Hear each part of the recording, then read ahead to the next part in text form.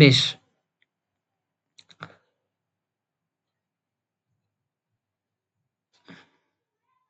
১৯ জনের মতো জয়েন হয়েছে।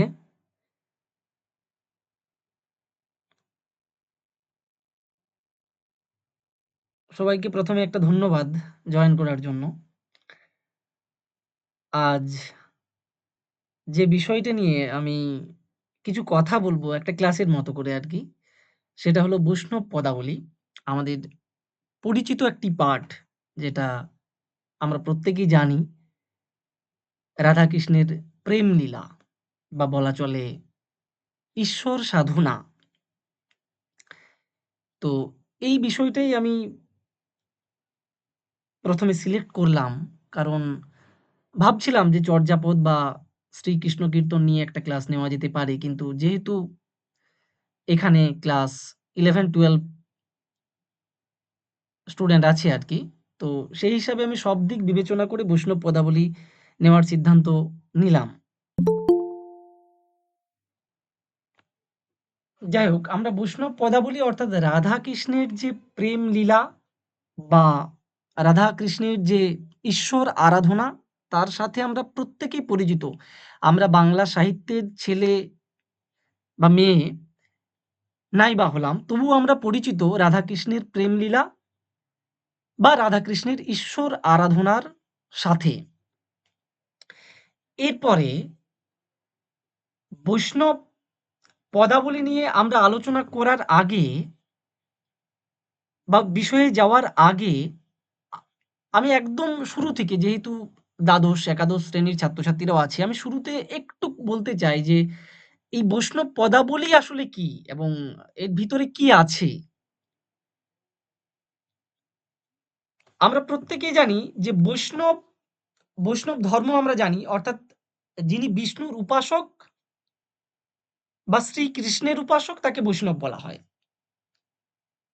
আর এই যে বৈষ্ণব ধর্ম এবং এই যে বৈষ্ণব দর্শন, এটাকে কেন্দ্র করে রাধাকৃষ্ণের যে প্রেমলীলা বা রাধাকৃষ্ণের আ রাধাকৃষ্ণকে নিয়ে রচিত গান বা কবিতা, এটা হলো বৈষ্ণব পদাবলী। এগুলো যারা রচনা করেছেন তাদেরকে পদকর্তা বলা হয় এবং যেগুলো রচিত হয়েছে সেগুলোকে পদ বলা হয়। এই যে গান বা কবিতা এগুলোকে পদ বলা হয়। আমরা কয়েকজন পদকর্তা পাবো চণ্ডীদাস, জ্ঞানদাস, গোবিন্দ দাস, বিদ্যাপতি। আমি বিদ্যাপতির পদ পড়িয়েছি সম্ভবত একাদশ শ্রেণীতে বা দ্বাদশ শ্রেণীতে কোনো একটা শ্রেণীতে আছে এবং চণ্ডীদাসও পড়িয়েছি ১ম শ্রেণীতে। চণ্ডীদাসেরও একটা পদ ছিল। তো যাই হোক এই বৈষ্ণব ধর্মের একটা মূল কথা আছে। অর্থাৎ এই বৈষ্ণব ধর্ম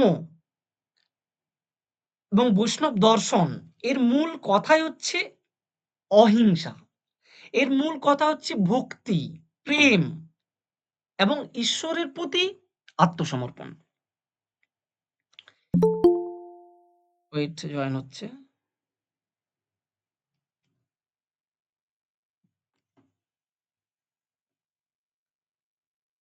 আত্মসমর্পণ। অর্থাৎ এই যে আমরা রাধা কৃষ্ণ এই যে দুটো সত্তা, এই যে এদেরকে আমরা ঈশ্বর রূপে কল্পনা করি। এই যে আমরা বৈষ্ণব পদাবলীতে এদেরকে ঈশ্বর রূপে দেখতে পাবো। আমরা যারা বৈষ্ণব পদাবলী পড়েছি কম বেশি, তারা জানি যে এই বৈষ্ণব পদাবলী, এই রাধা-কৃষ্ণের প্রেমলীলা বা কেবলমাত্র এটা রাধা-কৃষ্ণের আরাধনার গান নয়। এখানে কি পাবো? আমাদের যে চিরন্তন অনুভূতি, আমাদের যে চিরন্তন প্রেম, আমাদের যে চিরন্তন বিরহ এবং আমাদের মনের ভিতরের যে গভীর অনুভূতি, তার বহিঃপ্রকাশ আমরা পাবো বৈষ্ণব পদাবলীতে। কার মধ্য দিয়ে পাবো? রাধার মধ্য দিয়ে। যেখানে রাধা ও প্রেমের মানে রাধা ও কৃষ্ণের প্রেমের গল্পের মধ্য দিয়ে আমরা এই মনস্তাত্ত্বিক দিক এবং এই দার্শনিক সত্য আমরা কিন্তু দেখতে পাবো। এখানে ফিলোসফিরও স্টুডেন্ট আছে। উপনিষদে একটা কথা বলা হয়েছে যেটা আমাদের প্রচলিত একটা কথা যে ঈশ্বর হচ্ছে রসের স্বরূপ। এবারে এই রসটা ঠিক বৈষ্ণব পদাবলীতে কিভাবে মিশেছে? এই রসটাকে আমরা বলি একটা স্বর্গীয় রস। এই স্বর্গীয় রসটা বৈষ্ণব পদাবলীতে কিভাবে মিশেছে? আমরা যদি বৈষ্ণব পদাবলীকে একটা সাধারণভাবে একটা নির্দিষ্ট ধর্মকেন্দ্রিক ধরি বা একটা নির্দিষ্ট ধর্মের কি বলবো উপাসনা সঙ্গীত ধরি তাহলে ভুল হবে। আমি আগেও বললাম যে এই বৈষ্ণব পদাবলী আমরা পড়তে শুরু করব বা যারা পড়েছে তারা জানে যে এই বৈষ্ণব পদাবলী হচ্ছে আমাদের মনের যে অবদমিত ইচ্ছে, আমাদের যে একা থাকার তীব্র যন্ত্রণা, আমাদের মানে আমরা মানে কি বলবো প্রচন্ড আত্মতৃপ্তি, প্রচন্ড আম সুখের খোঁজে ব্যাকুল হওয়ার একটা চিরন্তন একটা শাশ্বত গল্প হচ্ছে বৈষ্ণব পদাবলী। এখানে ঈশ্বরকে এখানে ঈশ্বর হচ্ছে প্রেমিক। প্রেমিকাকে পৃথিবীর সমস্ত মানুষ হলো তার প্রেমিকা। চণ্ডীদাস একটা কথা বলেছিলেন একটা পদে যে, "শুনহ মানুষ ভাই, সবার উপরে মানুষ সত্য তাহার উপরে নাই।" অর্থাৎ এই বৈষ্ণব পদাবলীতেও আমরা দেখতে পাবো যে একটা মানুষের অনুভূতিকে বৈষ্ণব পদকর্তারা সবচেয়ে বড় সত্য হিসেবে তুলে ধরতে চেয়েছেন বা তুলে ধরেছেন। অর্থাৎ এই যে মানুষের যে শাশ্বত সুন্দর আবেগ, সেই আবেগকে সম্মান জানানো হয়েছে বৈষ্ণব পদাবলীতে। এরপর বিষয়টা হচ্ছে যে এর ইতিহাসটা যদি আমরা দেখতে চাই, এর ইতিহাসটা যদি দেখতে যাই এবং বৈষ্ণব পদাবলীর যে ভাব, বৈষ্ণব পদাবলীর যে সৌন্দর্য, সেটা বুঝতে গেলে আমাদের একটা দিককে যেতে হবে। আমাদের সেই চৈতন্যদেবকে ধরতে হবে। অর্থাৎ চৈতন্যদেবের কোন দিকটা ধরবো? চৈতন্যদেবের জন্মের একটা আগের সময় অর্থাৎ পূর্ববর্তী সময় এবং চৈতন্য জন্মাবার পরের সময় অর্থাৎ পরবর্তী সময়। চৈতন্য জন্মাবার আগের সময়টাকে আমরা বলছি চৈতন্য পূর্ববর্তী সময়, চৈতন্য পূর্ববর্তী যুগ এবং চৈতন্য জন্মাবার পরের সময়টাকে বলছি চৈতন্য পরবর্তী যুগ।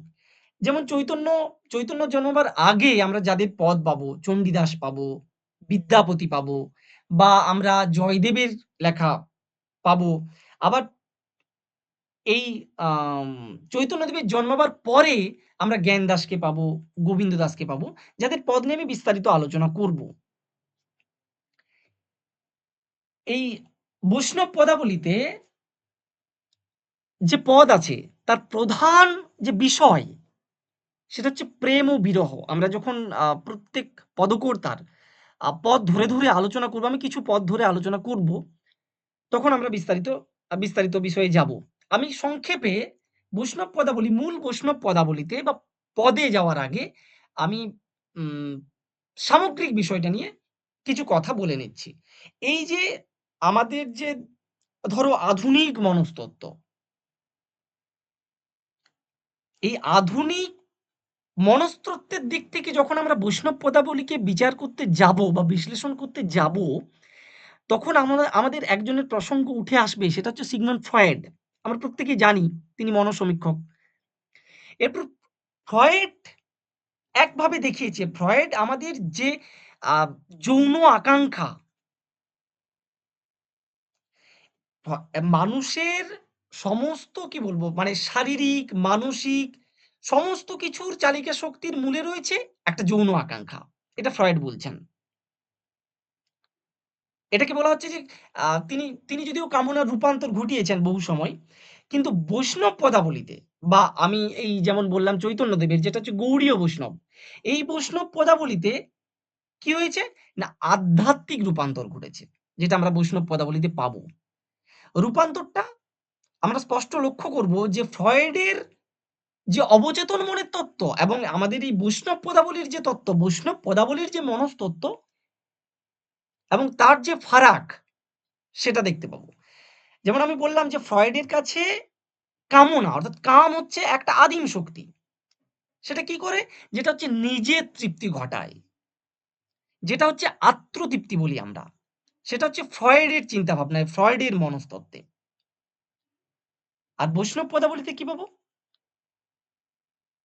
বৈষ্ণব পদাবলীতে হচ্ছে যে আমরা তার আগে বলে নিই ওই আম শ্রী চৈতন্য চরিতামৃত এই গ্রন্থে আ এর এই উদাহরণটা দিয়েই বলাটা আমার মনে হয় ভালো হবে। শ্রী চৈতন্য চরিতামৃত গ্রন্থে কৃষ্ণদাস কবিরাজ লিখেছিলেন যে, "আত্রেন্দ্রিয় প্রীতি ইচ্ছা তারে বলি কাম, কৃষ্ণেন্দ্রিয় প্রীতি ইচ্ছা" সম্ভবত কিছু আছে। ধরি প্রেম নাম এইরকম একটা কিছু। ঠিক আছে? অর্থাৎ আত্মতৃপ্তিতে যেটা হয়, ওই যে বললাম যে ফ্রয়েড যেটা দেখিয়েছে যে আত্মতৃপ্তি, আত্মতৃপ্তিতে যেটা হচ্ছে সেটা হচ্ছে কাম, কামনা এবং অন্যের জন্য যা কিছু, অন্যের জন্য যে সুখ, অন্যের জন্য যে আনন্দ সেটাকে আমরা বলছি মানে বৈষ্ণব পদাবলিতে সেটাকে বলা হচ্ছে প্রেম। অর্থাৎ কামনা এবং প্রেমের মধ্যে এই একটা সূক্ষ্ম পার্থক্য বৈষ্ণব পদাবলিতে প্রবেশ করার আগে আমার মনে হয় জানানো দরকার। এই বৈষ্ণব মানে এই বৈষ্ণবীয় প্রেম, যে বৈষ্ণবীয় প্রেমের কথা আমি বলছি, এই বৈষ্ণবীয় প্রেম আসলে টোটালটাই পরিবর্তন করে। যেটা আমাদের কামজ শক্তির, সেই কামজ শক্তির টোটাল দিকটাকে পরিবর্তন করে। যেমন আমি আ বললাম যে আমি চণ্ডীদাসের এবং বিদ্যাপতির কথা বললাম। এই চণ্ডীদাস এবং বিদ্যাপতি আমি কেন ওই আম চৈতন্য চৈতন্যের প্রসঙ্গে মানে প্রসঙ্গ আনলাম সেটা সেটার একটা কারণ আছে। তার কারণ হচ্ছে এই বিষয়টাই। অর্থাৎ এই যে চৈতন্য মহাপ্রভু জন্মাবার আগে আমরা চণ্ডীদাস বিদ্যাপতিকে পেলাম। তাহলে চণ্ডীদাস বিদ্যাপতি পদ লিখেছেন, বৈষ্ণব পদ রচনা করেছেন। আবার চৈতন্য মহাপ্রভু জন্মাবার পরে জ্ঞানদাস গোবিন্দদাস পদ লিখছেন। একই রাধাকৃষ্ণকে নিয়েই লিখছেন। কিন্তু এই যে মাঝের যে সময়টা, এই যে আমরা যে দিকটাতে ভাগ করছি চৈতন্য মহাপ্রভুর জন্মটাকে ধরে। অর্থাৎ এই চৈতন্য মহাপ্রভুর জন্মটা বৈষ্ণব সাহিত্যে কি প্রভাব ফেললো? বা কি পরিবর্তন হলো? বা আমি কেনই বা ফ্রয়েডীয় তত্ত্বতে বিশ্লেষণ করতে চাইছি কামকে এবং প্রেমকে?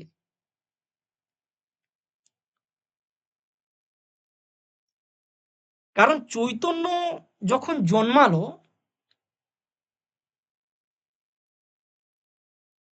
তখন আমি আরেকটা প্রসঙ্গ আনবো যে পুরুষতান্ত্রিক সমাজ যাই হোক ওই প্রসঙ্গটা পরে আনছি। অর্থাৎ চৈতন্যদেব যখন জন্মালো বা চৈতন্যদেব যখন এই জগৎটাতে প্রবেশ করলেন, তিনি কি করলেন? রাধার ভাব ধরে কাঁদলেন এবং কি করলেন?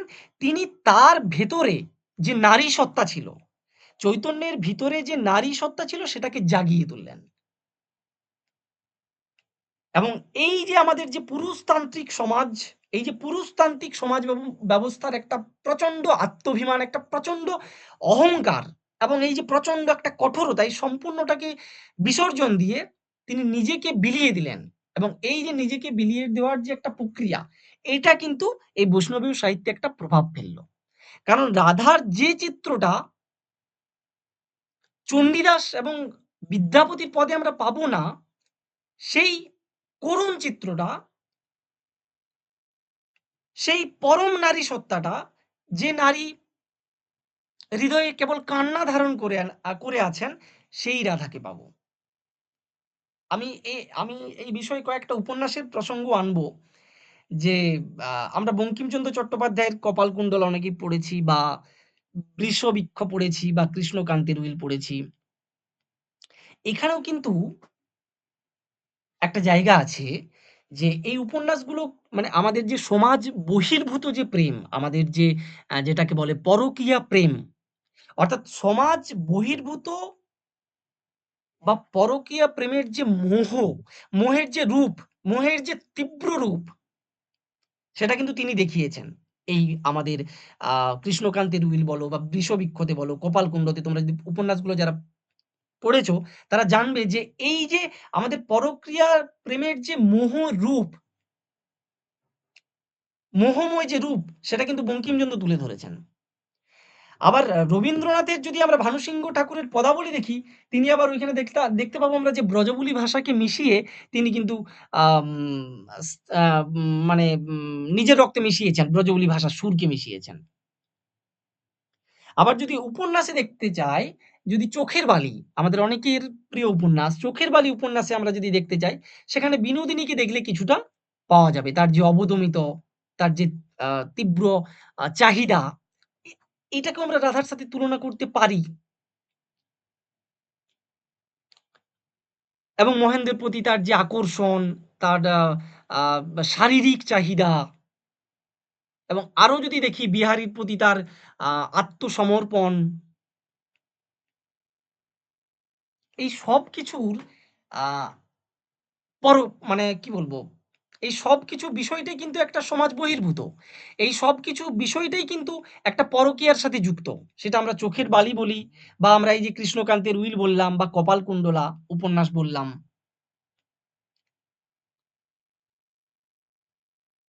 এবং এই যে একজনের প্রতি শারীরিক প্রকাশ, একজনের কাছে আত্মিক মানে আত্মসমর্পণ প্রত্যেকটা ভিন্ন, ভিন্ন রকম। বিনোদিনী, বিনোদিনী দেখা যাচ্ছে মহেন্দ্রের কাছে একভাবে সমর্পণ করছে নিজেকে, আবার বিহারীর কাছে একভাবে সমর্পণ করছেন। এই যে বিনোদিনী যখন তার বৈধব্যের একটা নিঃসঙ্গ মানে যন্ত্রণা অনুভব করছেন এবং সু একলা মানে শূন্য ঘরে দাঁড়িয়ে যখন নিজের যৌবনের অধিকার দাবি করছে, তখন আমাদের বিদ্যাপতির প্রসঙ্গ আসতেই পারে। যে ভরা বাদর মাহ বাদর শূন্য মন্দির মোর।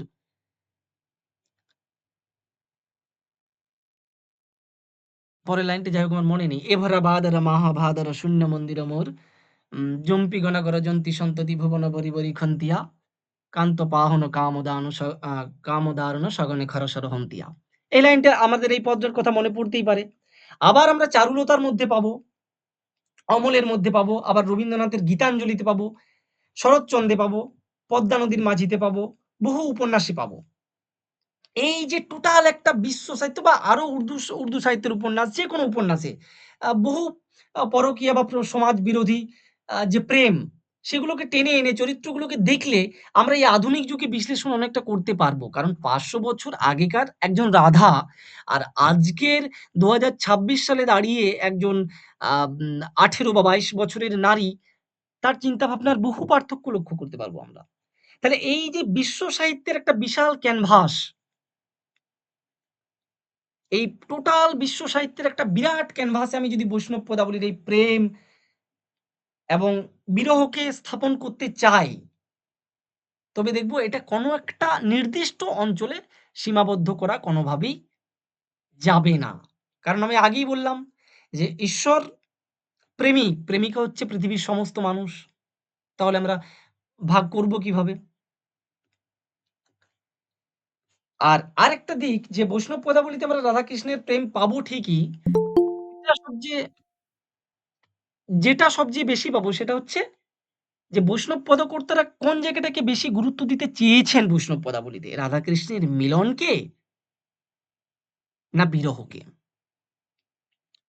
আমরা যখন পদগুলো পড়বো বা পদ ধরে আলোচনা করব একটু পর, তখন দেখতে পাবো যে মিলনকে আমরা যদি ১০০% ধরি, সেখানে আমরা রাধাকৃষ্ণের মিলনকে দেখতেই পাবো না যে তাতে ১০% গুরুত্ব দেওয়া হয়েছে বলে।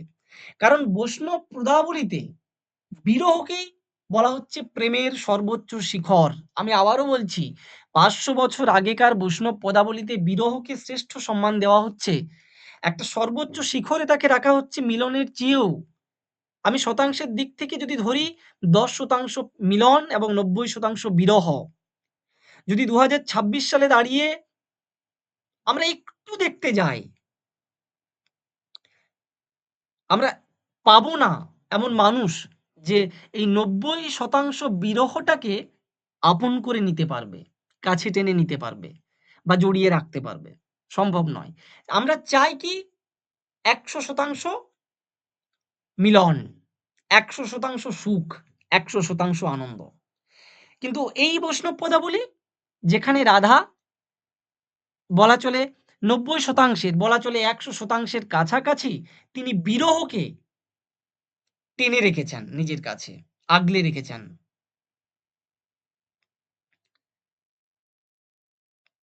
অলংকার শাস্ত্রে একটা কথা আছে যে প্রেম বৈচিত্র্য। আমরা এই অলংকার শাস্ত্রে দেখতে পাবো রাধা যখন কোনো মিলনের মুহূর্ত আসে কৃষ্ণের সাথে, তখন রাধার মনে হয় যে এটা বুঝি ক্ষণস্থায়ী, এই বুঝি ফুরিয়ে গেল, এই বুঝি শেষ হয়ে গেল। একটা কবিতা আমি পড়িয়েছিলাম সম্ভবত দ্বাদশ শ্রেণীতে। তখন বলেছিলাম ওদের যে, "এই বুঝি ফুরিয়ে গেল, এই বুঝি শেষ হয়ে গেল। তিনি আবার কি বলছেন যে, যদি পরবর্তীকালে আমার কাছে কৃষ্ণ আবার ফিরে আসে, আমি তাকে আর যেতে দেব না।" এই প্রসঙ্গগুলো আমরা পাবো, আলোচনা করব। কিন্তু যখন মিলনের প্রসঙ্গ আসছে এই প্রেম বৈচিত্র্যতে, বৈষ্ণব অলঙ্কার শাস্ত্রে, যখন মিলনের আ মুহূর্ত আসছে, তখন রাধার চিন্তা হচ্ছে যে, এই প্রেম বুঝি ক্ষণস্থায়ী। এই বুঝি কৃষ্ণ হারিয়ে যাবেন। এই বুঝি কৃষ্ণ চলে যাবেন মথুরায়। এই যে মিলনের সময় একটা হারানোর ভয়, এই যে তীব্র আ মনস্তাত্ত্বিক নিরাপত্তাহীনতা, এটাও তো আধুনিক মনস্তত্ত্বের একটা দিক। হয় না? এই ২০২৬ সালে দাঁড়িয়ে এখানে যারা আছে সবাই এরকমই বয়স বেশিরভাগেরই। তো হয় না? এই ২০২৬ সালে দাঁড়িয়ে একটা নিরাপত্তাহীনতা ভোগ হয় না? কিন্তু কি আমরা এই ভোগটা করতে চাই না। আমরা চাই না যে আমরা নিরাপত্তাহীন থাকি। কিন্তু রাধা চেয়েছেন। কৃষ্ণ যখন মথুরায় চলে যাচ্ছেন, তখন কিন্তু রাধার বাহ্যিক মিলন শেষ। রাধা কিন্তু আর বাহ্যিক মিলনে রত হতে পারছেন না। কোন মিলনে রত হচ্ছেন? অভ্যন্তরীণ মিলনে। অভ্যন্তরীণ মিলনে তিনি রত হচ্ছেন। তখন কি হচ্ছে আমাদের? যে রাধা যখন চোখ বুজছে, তখন কৃষ্ণকে দেখতে পাচ্ছেন। কৃষ্ণ কিন্তু তার পাশে নেই। কৃষ্ণ কিন্তু মথুরায় চলে যাচ্ছে। কিন্তু রাধা কৃষ্ণকে দেখতে পাচ্ছেন কিভাবে? চোখ বন্ধ করলে দেখতে পাচ্ছে। তাহলে এই যে একটা শাশ্বত প্রেম, এই যে একটা ঐশ্বরীয় লাভ,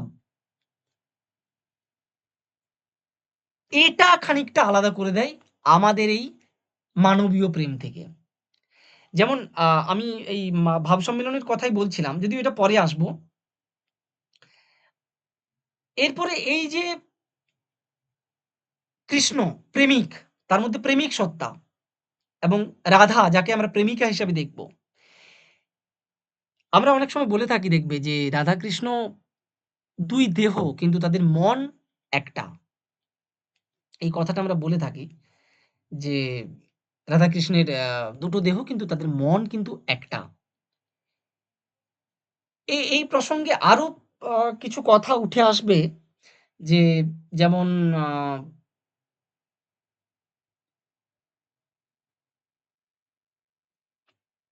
হ্যাঁ, যে আমি এই কম্পেয়ার টা করছি ২০২৬ সালে দাঁড়িয়ে এবং ৫০০ বছর আগেকার। আ তো আমাকে প্রশ্ন আসবে যদিও শেষে যে কেন তাহলে আমরা এই বৈষ্ণব পদাবলীটা পড়ব? কারণ আমাদের তো ওই বৈষ্ণব পদাবলীটা পড়ার কোনো দরকার নেই। কারণ রাধা-কৃষ্ণের সময় বা রাধা-কৃষ্ণের যে ঐশ্বরিক চিন্তাভাবনা বা তাদের যে ঈশ্বরীয় প্রেম, তাদের সাথে আমাদের এই মানবীয় প্রেমকে তুলনা করা কি ঠিক আদৌ? বা কেন করব? তাদের তো ঐশ্বরীয় প্রেম। কেন করব? বা এই ৫০০ বছর আগের এই পদগুলো আমরা কেনই বা পড়ব? কি কারণ? আমাদের পড়ে লাভটা কি? বা কেনই বা সিলেবাসে দেওয়া হচ্ছে? আসলে আমাদের যতদিন পৃথিবীতে যতদিন প্রেম থাকবে, যতদিন শাশ্বত চিরন্তন প্রেম থাকবে, যতদিন মানুষ একাকিত্বে ভুগবে, যতদিন মানুষ নিঃসঙ্গতায়, যতদিন মানুষ একাকিত্বে ভুগবে, যতদিন মানুষ একাকিত্বে ভুগবে, যতদিন মানুষ নিঃসঙ্গতায় ভুগবে, যতদিন মানুষ তার যে অবদমিত বাসনা, সেই বাসনার সঙ্গে একটা ঈশ্বরকে পেতে চাইবে, ততদিন বৈষ্ণব পদাবলীর প্রসঙ্গ থাকবে। কারণ বৈষ্ণব পদাবলী শেখায় একাকিত্ব। বৈষ্ণব পদাবলী শেখায় যে এই আমাদের যে নশ্বর শরীর, এই শরীরের খাঁচার ভিতরেও যদি আমরা বন্দী থাকি, সেখানেও কিন্তু একটা অসীম অনুভূতির ছোঁয়া আমরা পেতে পারি। এটাও আমাদের শেখায় যে এই যে সমাজ আমি যেটা বলছিলাম যে সমাজ বহির্ভূত প্রেম, অর্থাৎ সমাজ যেটা স্বীকৃতি দেয় না, যেটাকে বলে পরকীয়া প্রেম। এটা শেখাবে যে পরক্রিয়া প্রেম কোনো বড় কথা নয়। বড় কথা কি তাহলে? বড় কথা হচ্ছে আমাদের নিজের যে আত্ম অহংকার, আমাদের নিজের যে আমিত্ব, এটাকে সম্পূর্ণভাবে বিলিয়ে দেওয়ার সাহস।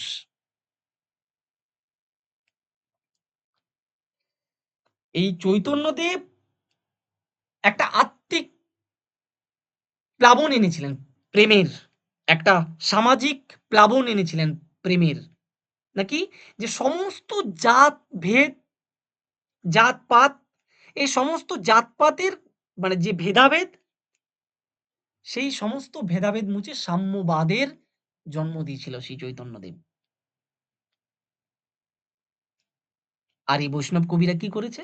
এই বৈষ্ণব কবিরা সেই প্রেমের যে সামাজিক, যে মানসিক, যে লৈঙ্গিক রূপান্তর সেটা সৃষ্টি করেছেন।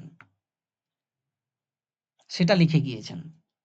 তাহলে এই যে যা কিছু লিখে গিয়েছেন বা যা কিছু লেখা হয়ে গেছে ৫০০ বছর আগে, সেই শাশ্বত প্রেম, সেই শাশ্বত সুর, সকল মানুষের জয়গান, প্রেমের জয়গান, সেটাকে আমরা ছোঁবো। এই ছোঁয়ার জন্য আমরা পড়ব। এই যে আমাদের ভিতর যে অবদমিত সত্তা লুকিয়ে আছে, আমরা যে লুকিয়ে রেখেছি, এটাকে মুক্ত করতে হবে। বৈষ্ণব পদাবলীতে বলা এই জিনিসটাই যে এই জিনিসটাই মুক্ত হলে মানুষ হিসেবে মানে সত্য মানুষ হিসাবে নিজেকে প্রতিষ্ঠিত করা যাবে। এই সবকিছুর আলোকে বৈষ্ণব পদাবলীর প্রত্যেকটা জায়গা, প্রত্যেকটা স্তর বা যারা কবি তাদের সমস্ত কিছু আমরা দেখতে পাবো। আমি যদি আ খুব সংক্ষেপে যদি বলি যে আ একটু আমি বিদ্যাপতি, চণ্ডীদাস, গোবিন্দদাস, আ জ্ঞানদাসের পদে যাবো। তার আগে আ যেটা বলার যে আ যে একটু আমি তুলনা আনছি ২০২৬ সালের থেকে ৫০০ তারপরে আমি বিদ্যাপতি চণ্ডীদাসে যাচ্ছি। ৫০০ বছর আগে আমাদের একদম আধুনিক আমি আ কয়েকটা কথা বলব। আধুনিক একদমই অতি আধুনিক কথা। যে ৫০০ বছর আগে আমাদের মোবাইল ছিল না, ল্যাপটপ ছিল না। যোগাযোগ ব্যবস্থার মাধ্যম খুব সহজে যেগুলো, খুব সহজে যোগাযোগের মাধ্যম কিছু ছিল না। অর্থাৎ যে মানুষটি সেই মানুষটি কাছে এলে তবেই যা কিছু কাজ সেই কাজগুলো সাধন করা যাবে বা যেতে পারে। এরপরে আমাদের যে ২০২৬ সালে দাঁড়িয়ে আমরা অতি আধুনিকতায় পৌঁছেছি নিজেদেরকে বলি যে একজন অতি আধুনিক মানুষ আমরা। নিজেদেরকে অতি আধুনিক মানুষ হিসাবে নিজেদেরকে আমরা বিবেচিত করি। এরপরে বিষয়টা হচ্ছে তাহলে তফাৎটা কোথায় দাঁড়িয়ে আছে? তফাৎটা দাঁড়িয়ে আছে ধৈর্যে একটা দিক। যে একজন মানুষ যে একটা দীর্ঘ সময় যে দিনের পর দিন, মাসের পর মাস, বছরের পর বছর নির্দ্বিধায় কাটিয়ে দিচ্ছে, কোনো একটা দিন, কোনো একটা সময়, কোনো একটা মুহূর্ত কৃষ্ণ আসবে।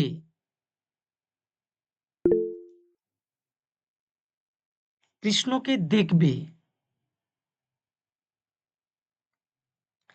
২০২৬ সালে দাঁড়িয়ে আমরা তার বিন্দুমাত্র আভা কোথাও খুঁজে পাই না, পাবো না। তার কারণ ১ম এই একটা শব্দ বললাম যে ধৈর্যের অভাব। এটা বৈষ্ণব পদাবলীর আলোচনা নয়। আমি জাস্ট একটু তুলনামূলক ২০২৬ থেকে এবং এই ৫০০ বছর আগে যে বৈষ্ণব পদাবলীর। রাধা একজন যে আ ঘরের বধূ এবং আজকের দিনে দাঁড়িয়ে একজন ঘরের বধূ। রাধা কিন্তু কোনো বালিকা নয়। রাধা একজন গৃহবধূ।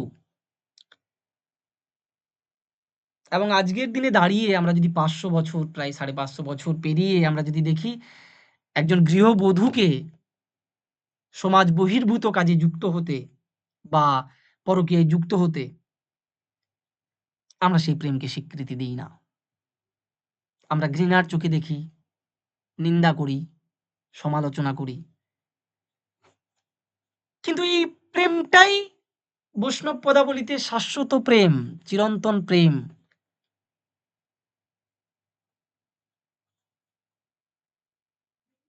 কিন্তু আমরা এই প্রেমকে এখনো ২০২৬ সালে দাঁড়িয়েও মেনে নিতে পারিনি, পারছি না।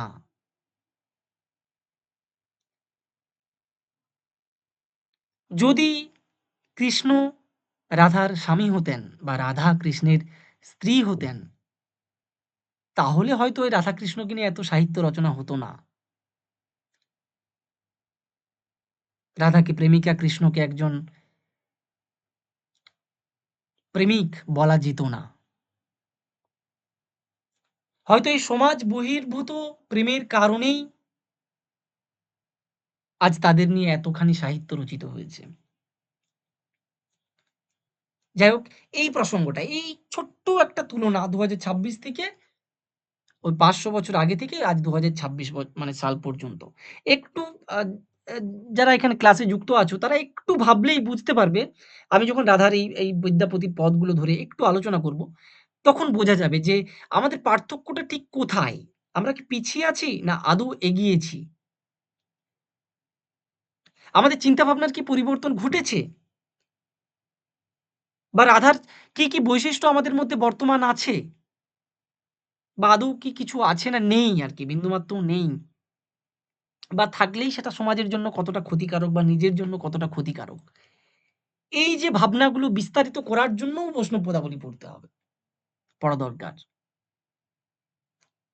যাই হোক, এরপরে এই যে বৈষ্ণব পদাবলী যেটা আমরা পড়বো, মানে আমাদের যেটা মূল বিষয়, অর্থাৎ এই যে ৪ জন পদকর্তার নাম বলেছিলাম, আ বিদ্যাপতি, চণ্ডীদাস, জ্ঞানদাস, গোবিন্দ দাস। মূলত এই ৪ জন প্রধান। আরো বহু আছে। এতটা সময় হবে না। তো এই ৪ জনের কিছু দিক আলোচনা করব। চৈতন্য পূর্ববর্তী বলেছিলাম বিদ্যাপতি এবং চণ্ডীদাস। অর্থাৎ তাদের দুজনের পদগুলো কিছুটা আলাদা হবে, অন্তত জ্ঞানদাস এবং গোবিন্দ দাসের তুলনায়। যদিও বিদ্যাপতি এবং চণ্ডীদাসের আমরা বহু পদে বহু পার্থক্য লক্ষ্য করব। এই যে বিদ্যাপতি, সবাই তো রাধাকে এঁকেছে নিজের মতো করে। যে যেরকমভাবে রাধাকে এঁকেছে আমরা সেরকমভাবেই দেখব। বিদ্যাপতি রাধাকে কেমনভাবে এঁকেছেন? বিদ্যাপতি কিভাবে রাধাকে এঁকেছেন? বিকজ হ্যাঁ, বিদ্যাপতি কিভাবে রাধাকে আঁকছেন? অর্থাৎ বিদ্যাপতি কি রাধাকে কোনো বিলাসিনী নারী হিসেবে দেখছেন? বা বিদ্যাপতি কি না রাধাকে ঘরে বসে কৃষ্ণের জন্য কান্নাকাটি করছে, এইরকম রাধাকে আঁকছেন? বা বিদ্যাপতি কি রাধাকে কৃষ্ণের জন্য পাগল হয়ে আ ম্যা এদিক-সেদিক ছুটে বেড়াচ্ছেন, এইরকম রাধাকে আঁকছেন? কেমন রাধাকে আঁকছেন?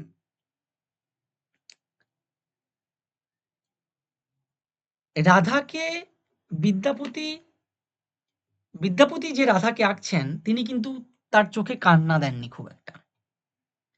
আমরা যে কাঁদো মেয়ে বলি না? যে যেকোনো কথাতেই কেঁদে দেয়। অর্থাৎ তার প্রেমিক, তার প্রিয়জন হয়তো অপমান করার কারণে কান্নাকাটি করে ফেলল। এই যে কাঁদো মেয়ে বলি, এই মেয়ে কিন্তু রাধা, বা এই মেয়েকে আ তিনি গড়েননি রাধা হিসাবে বিদ্যাপতি। রাধা কেমন? বিদ্যাপতি রাধা হচ্ছে বিলাসিনী রাধা। আমাদের এই ২০২৬ সালে দাঁড়িয়ে ধরো একটা মেয়ে যখন শাড়ি পরে, একটা মেয়ে যখন আয়নার সামনে দাঁড়িয়ে কাজল পরে এবং যখন আ নিজেই আয়নার দিকে তাকিয়ে থাকে, তার কাজল দেখে, তখন সে নিজেই লজ্জা পায় এবং তার চাউনির পরিবর্তন ঘটে। অর্থাৎ সে নিজেকেই দেখছে, তার নিজের রূপ সৌন্দর্য দেখছে, তার নিজের চোখের কাজল দেখছে এবং সেখানেই কিন্তু তার একটা চাউনির মারাত্মক পরিবর্তন থাকে। যেটা আমরা বিদ্যাপতি রাধায় পাবো। এই রাধাকে ১ম এঁকেছেন বিদ্যাপতি। অর্থাৎ এই যে একটা চোরা চাউনির যে মনস্তাত্ত্বিক মনস্তত্ত্ব, এটাকে ১ম নিখুঁতভাবে ধরছেন কে? না বিদ্যাপতি। বিদ্যাপতি রাধাকে আমরা ওই কাজল লেপা চোখের মানে রাধা হিসেবে পাবো আরকি। আমরা সবাই জানি তো বিদ্যাপতি বাঙালি ছিলেন না। তিনি ব্রজবুলি আ তে লেখালেখি করেছিলেন। তো এই বিদ্যাপতির রাধাকে আমরা পাবো যে বিলাসিনী একজন রাধা। এবং বিদ্যাপতি এই রাধার কোন সময়টা ফুটিয়ে তুলছেন তার পদে? রাধার যখন শৈশব, কৈশোর এবং কৈশোর থেকে যৌবন। অর্থাৎ একদম শৈশব থেকে যে যৌবনে পা রাখার মধ্যবর্তী যে সময়, সেই সময়টাকে বিদ্যাপতি তার পদে ফুটিয়ে তুলছেন। এবং বিদ্যাপতি দেখাচ্ছেন তার পদে, আমরা পড়ব কয়েকটা পদ যে তার পদে দেখাচ্ছেন যে তার শরীরে, মানে কিভাবে রাধার শরীরের চপলতাটা, চঞ্চলতাটা কিভাবে ধীরে গভীর যৌবনে রূপ নিচ্ছে। একটা পদ আছে, আম শৈশব ও যৌবন দুহু মিলি গেল।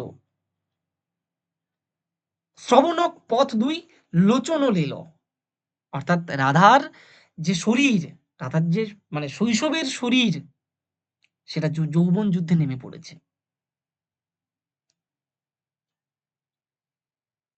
এখন যখন এই যৌবন যুদ্ধে নেমে পড়েছে তখন আর সে কি দেখছে না? তার চোখ, তার ভুরু, তার মুখ, তার চুল দেখছে না। সে কি দেখছে? সে তার একটাই লক্ষ্য, সে কান পেতে কৃষ্ণের যে আ নাম সেটা শোনার চেষ্টা করছে। ওই যে বললাম একটু বিলাসিনী, রাধা যখন একা দেখবে অনেক নারী থাকে না? একা থাকে বাড়িতে, হাসে। একাই আছে, হাসছে। আম আবার নিজের হাসি হচ্ছে আ মুক্তার মতো কলঙ্ক মানে এই সুন্দর আরকি, মুক্তার মতো সুন্দর আ কল্পনা করছে আরকি। এই যে, এই যে ১ম যে প্রেমের চঞ্চলতা, এই যে চঞ্চলতা, এটা রাধার চেয়ে আর ভালো কে বুঝবে? মানে রাধার চেয়ে বলছি মানে এই আমাদের যে আ এখন ২০২৬ সালে দাঁড়িয়ে যারা ধরো আ আমাদের এই বয়সের যারা যৌবনে পদার্পণ করেছ, এই যে চঞ্চলতা তাদের চেয়ে আর কে ভালো বুঝতে পারবে?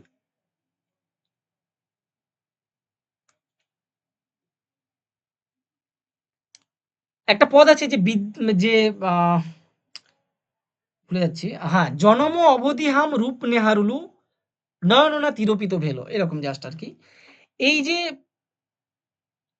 বললাম যে একদম শৈশব থেকে তার একদম যৌবন পর্যন্ত।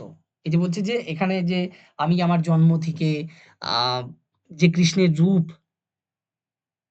আমি যে আমার শৈশব থেকে দেখছি, আমার যৌবন পর্যন্ত দেখছি, এতে আমার তৃপ্তি হলো না।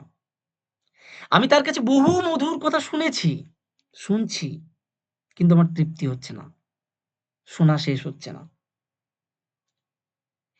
এই যে অতৃপ্তি, এই যে প্রিয় মানুষকে হাজার বার দেখার মানে দেখার পরেও যে দেখার ইচ্ছেটা ফুরোচ্ছে না,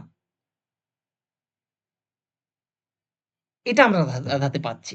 এই রাধার চরিত্রে পাচ্ছি। বহু আ আ একটা কবিতা আছে পূর্ণেন্দু পত্রীর একটা কবিতা আছে যে তোমাকে যতবার দেখি মনে হয় ১ম দেখছি। যতবার ছুঁই মনে হয় এই তো ১ম স্পর্শ। আমরা রাধাকে এটার সাথে আনতেই পারি। যে রাধার এই যে বললাম যে কথা শুনছে, তার মন ভরছে না।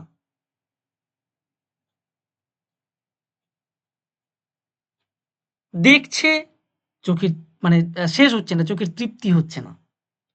এই যে পূর্ণেন্দু পত্রীর একটা কথোপকথন আছে এটাই বললাম যে, "তোমাকে যতবার দেখি মনে হয় ১ম দেখছি। যতবার ছুঁই মনে হয় এই তো ১ম স্পর্শ।" এই বিদ্যাপতি রাধা যখন কৃষ্ণকে দেখে বাড়ি ফেরে, তখন তার সবকিছুই পরিবর্তন হয়। তার হাঁটার ঢং পরিবর্তন হয়। তার চোখের ভঙ্গি পরিবর্তন হয়। সামনে তাকায়, পেছনে তাকায়। এই যে বিদ্যাপতির রাধাকে এইভাবে আঁকছেন, এটার আরো কিছুটা পরিবর্তন হচ্ছে আমরা যখন মাথুরে যাব।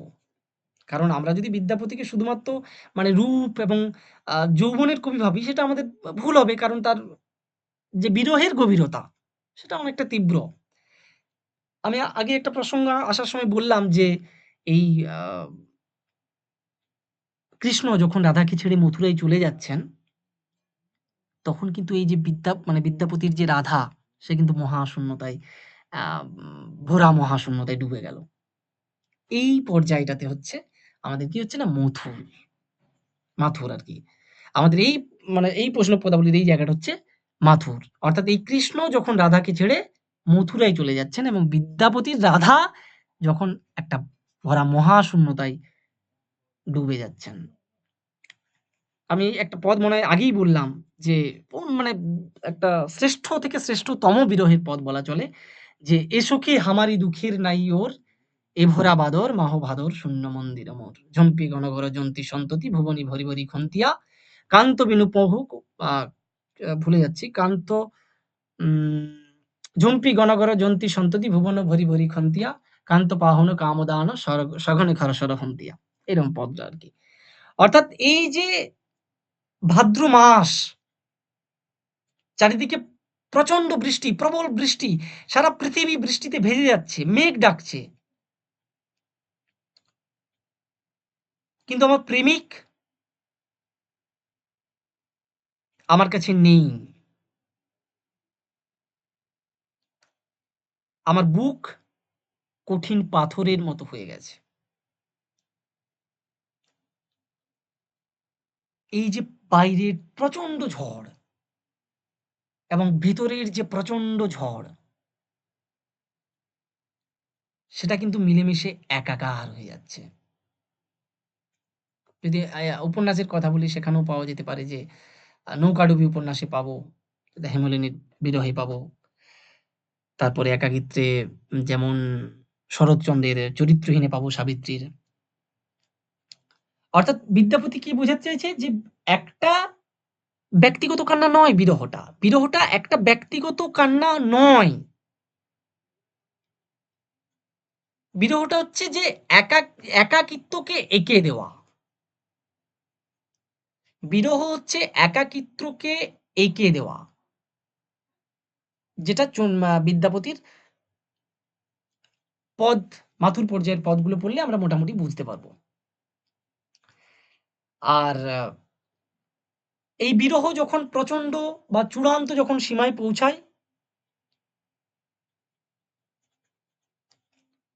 যখন আমরা এই কি বলবো? এই ভাবোল্লাস পর্যায়ে যেটা, যে মানুষ যখন মানে চূড়ান্ত সীমায় পৌঁছে যায় বিরহের, মানুষ বিরহে যখন কাঁদে, আ নিজের অস্তিত্ব হারিয়ে ফেলে।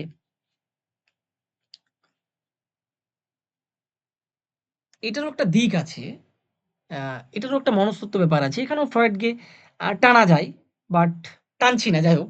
তো এই বিদ্যাপতি রাধা কি হচ্ছে যে কৃষ্ণকে যখন একটা পরবর্তী পর্যায়ে আসছে ভাবোল্লাসে, কৃষ্ণকে চিন্তা করতে, করতে কি হচ্ছে না, একটা সময় তিনি কি হচ্ছেন? একটা সময় তিনি নিজেই কৃষ্ণ হয়ে যাচ্ছেন। একটা সময় তিনি নিজেই কৃষ্ণ হয়ে যাচ্ছেন।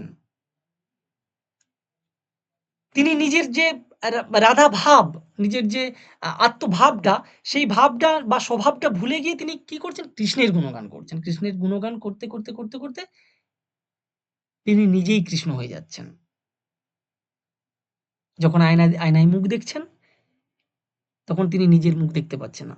আয়নায় মুখ যখন দেখছেন, তখন তিনি দেখছেন এটা তো কৃষ্ণের মুখ। এই যে প্রেমের উন্মাদনা, এই যে প্রেমের চরম উন্মাদনা, এখানে প্রেমিক এবং প্রেমিকার যে সীমানা, সেই সীমানা মুছে যাচ্ছে। আমরা হেলাল হাফিজের কবিতা পড়েছি। হেলাল হাফিজের একটা কবিতা আছে, "তুমি তো সেই তুমি নও যে তুমি আমার ছিলে। তুমি তো সেই তুমি নও যে তুমি আমার ছিলে। আজ আমি নিজেই সেই তুমি হয়ে গেছি।" কি দুর্দান্ত একটা লাইন। "তুমি তো সেই তুমি নও, তুমি যে আমার ছিলে। আজ আমি নিজেই সেই তুমি হয়ে গেছি।" একই কথা রাধার ক্ষেত্রে খাটে। অর্থাৎ রাধা নেই। রাধা আজ আয়নায় দেখছে নিজের মুখ দেখছে না, রাধা দেখছে কৃষ্ণের মুখ। রাধার সমস্ত ভাব হয়ে গেছে কৃষ্ণের ভাব। অর্থাৎ রাধাই আজ কৃষ্ণ। অর্থাৎ বিদ্যাপতি রাধাকে এইভাবে বৈষ্ণব পদাবলিতে সৃষ্টি করেছেন। বৈষ্ণব পদাবলিতে এনেছেন। আবার চণ্ডীদাস কিভাবে এনেছেন? এই যে বিদ্যাপতির রাধার যে জাঁকজমক, এই যে একটা রাজকীয় আমেজ, এই যে চোখে কাজল, এই যে একটা সৌন্দর্য, এই যে এই টোনটাকে কিছুটা পরিবর্তন করে বিদ্যাপতির এই যে জাঁকজমক এবং রাজকীয় যে আমেজ, এই আমেজ থেকে টেনে এনে মাটির কাছাকাছি নামিয়েছেন চণ্ডীদাস। এই যে আজকের ২০২৬ সালে দাঁড়িয়ে ধরো আমরা বলি যে এটা নিঃশর্ত ভালোবাসা, এখানে কোনো শর্ত নেই। বলি তো? যদিও আছে না নেই সেটা পরের কথা। বাট আমরা বলি যে এটা হলো নিঃশর্ত ভালোবাসা, এখানে কোনো স্বার্থ নেই। আমরা চণ্ডীদাসের পদে ১ম পাবো। অর্থাৎ আমরা বলতেই পারি যে চণ্ডীদাস হচ্ছে এই নিঃশর্ত প্রেমের শাশ্বত বা চিরন্তন প্রতীক। কৃষ্ণ মানে রাধা কৃষ্ণকে ভালোবেসে সমস্ত কিছুই বিসর্জন দিয়েছে। তার জাত বিসর্জন দিয়েছে। জাত, কুল, এই যে লোকলজ্জা সমস্ত কিছু বিসর্জন দিয়েছে। সে জানে, সে সবকিছু জানে। সে জানে কৃষ্ণ তাকে দুঃখ দেবে। সে জানে কৃষ্ণ কখনো তার হবে না।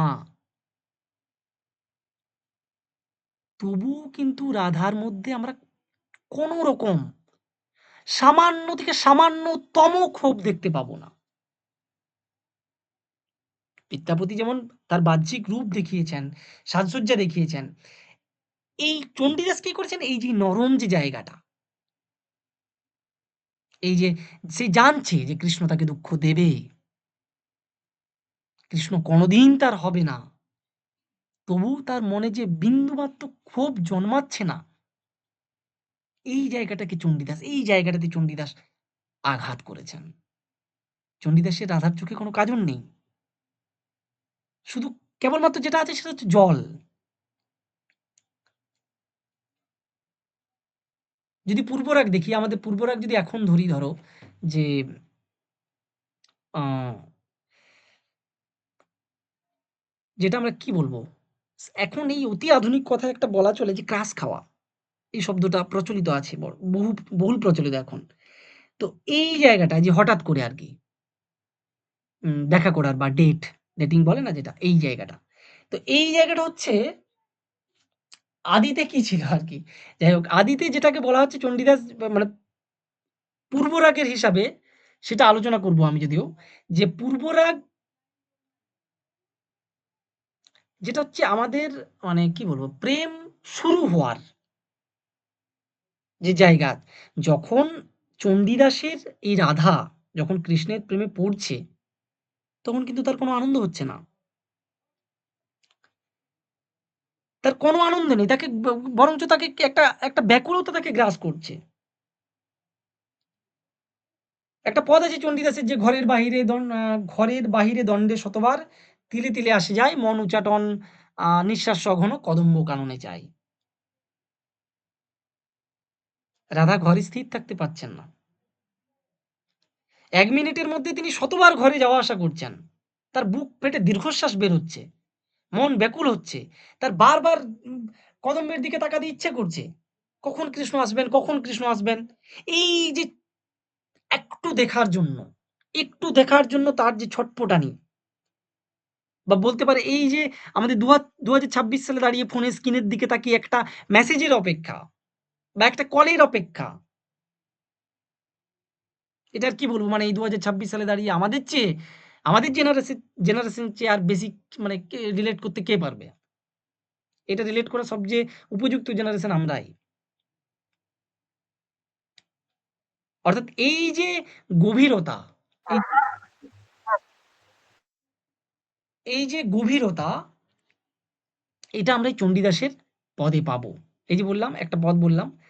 আ এবং এই অপেক্ষাটা যদি ২০২৬ এ বললাম ওই যে একটা স্ক্রিনে মেসেজের অপেক্ষা, একটা কলের অপেক্ষা। এটা তো তবুও অতটা নয়। তবুও আমরা তুলনা করতে পারি আরকি এই যে অপেক্ষাটা। এবং এই পূর্বরাগের গভীরতা কখন বেড়ে যায়? কখন বাড়িয়ে দিচ্ছেন? যখন রাধা কৃষ্ণের নাম শুনে জ্ঞান হারাচ্ছে বা জ্ঞান হারানোর মতো অবস্থায় পৌঁছে যাচ্ছে। একটা পদ আছে যে "সই কেবা শুনাইল শ্যাম নাম, কানের ভিতর দিয়া মরমে পশিল গোকুল করিল মোর প্রাণ।" দেখো চণ্ডীদাস কিভাবে রাধাকে আঁকছেন। অর্থাৎ এই পূর্বরাগের গভীরতাটা আরো তীব্র রূপ নিচ্ছে। কখন? না যখন রাধা কৃষ্ণের নাম শোনার পরেই মূর্ছা যাচ্ছে বা মূর্ছা যাওয়ার মতো অবস্থায় পৌঁছে যাচ্ছে। রাধাকে কিভাবে আঁকছেন তিনি একদম আমাদের সাধারণ এই ২০২৬ সালে দাঁড়িয়ে অনেকের যারা ক্লাসে যুক্ত আছে অনেকের হতেই পারে এরকম। স্বাভাবিক তারা রিলেট করতেই পারো এই রাধার সাথে চণ্ডীদাসের রাধার সাথে নিজেকে। যদিও এগুলো তো আ তিনি তো একজন আ বিবাহিত নারী, তবুও আরকি। একজন বিবাহিত নারীর পক্ষে আমাদের এই যে রক্ষণশীল সমাজ, এই রক্ষণশীল সমাজে অন্য কারোর প্রেমে পড়া কিন্তু পাপ, যেটা আমি আগেও বললাম। সমাজ রাধাকে কিন্তু স্বীকৃতি দেয়নি। সমাজ রাধাকে কি বলেছিল? কলঙ্কিত বলেছিল। কলঙ্কি বলেছিল। আজকের দিনেও এই ২০২৬ সালে দাঁড়িয়েও আজকেও যদি কেউ একটু অন্যরকমভাবে ভালোবাসে, সমাজ তাকে নিয়ে সমালোচনা করবে। সমাজ তার দিকে আঙুল তুলবে। কিন্তু চণ্ডীদাসের রাধা কি করছে?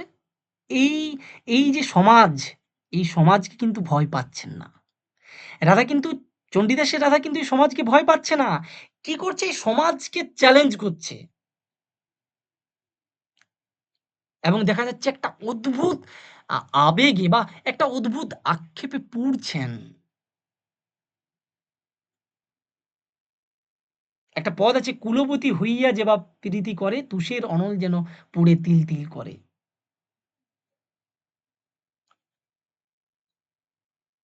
তুষের আগুন যেমন বাইরে থেকে দেখা যায় না, কিন্তু ভিতরে তিল, তিল করে কাঠকে পুড়িয়ে ছাই করে দেয়। এই রাধার প্রেমটা হচ্ছে ঠিক সেরকম। রাধা সমাজকে বলছে যে, "আমাকে তোমরা কলঙ্কি বলছো, আমাকে তোমরা কলঙ্কিনী বলছো। বলো, আমার এই ভালোবাসা, আমার এই প্রেম আমাকে তুষের আগুনের মতো শেষ করে দিক।" আরো একটা আ দুর্দান্ত পদ আছে। আমার পছন্দের খুব একটা পদ। "সুখের লাগে এ ঘর বাঁধিনু অনলে পুড়িয়া গেল। অমিয়া সাগরে সিনান করিতে সকলই গরল ভেল।" সুখের লাগিয়া এ ঘর বাঁধিনু অনলে পুড়িয়া গেল। আমি সুখের জন্য যে ঘর বেঁধেছিলাম সেটা আগুনে পুড়ে গেল। অমিয়া সাগরে স্নান করিতে সকলই গরল ভেল। যে অমৃতে স্নান করতে, যেটা হচ্ছে গিয়ে দেখা যাচ্ছে বিষ রূপ নিচ্ছে। সুখের লাগিয়া এ ঘর বাঁধিনু অনলে পুড়িয়া গেল। অমিয়া সাগরে স্নান করিতে সকলই গরল ভেল। অর্থাৎ আমি সুখের জন্য কৃষ্ণকে ভালোবেসেছিলাম। আমি সুখের জন্য এই ঘর বাঁধতে এসেছিলাম। কিন্তু সেটা আগুনে পুড়ে গেল। আবার আমি যখন অমৃত সাগরে স্নান করতে যাচ্ছি, সেটাও দেখছি বিষে পরিপূর্ণ। এই সবকিছু কিন্তু জানে রাধা। এই সবকিছু জানার পরেই কিন্তু রাধা কৃষ্ণের কাছে নিজেকে সমর্পণ করছে। কৃষ্ণকে চাইছে। আমরা একটা কমন উপন্যাসের কথা জানি, সেটা হচ্ছে 'দেবদাস'।